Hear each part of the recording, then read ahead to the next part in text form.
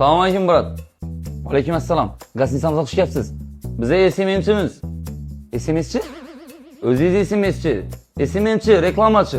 Ha, SMM'chi. Zamonaviy daromedlar. Ha, yana xizmat. Bize gazinisani reklama etishimiz kerak. Bo'ldi. Sharoitlarni tushuntirishimiz kerak. Bo'ldi. Bizlarga bir xona ko'rsating. Polluksni ko'rsatamiz.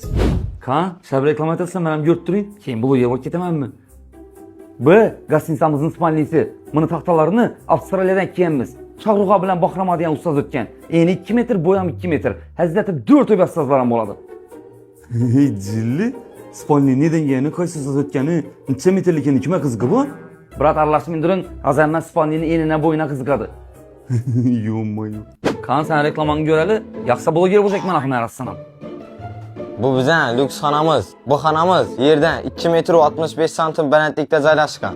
Eng qiziqi bu ikkinchi etajni boshlab birinchi etajda qurib, ikkinchi etajga kendiklaydilar. Anani ochib qo'ysangiz, kislorod yaxshi aylanadi. Moyibmisan uka? Qishdagi moyni ochib qo'yadi. Havo tozalagan dimoxotlari, issiqlik konditsionerlari bor yerni. Anani ochib qo'ygan yaxshiga har xil vaziyat oladi. Yo. Sen adın kim uka? Raketa. Sen ne reklama edeceksin? Ben reklama çekimi yatmam bir de. Yaxshi dam ol. Теперь давай танцуй. Что смущает тебя?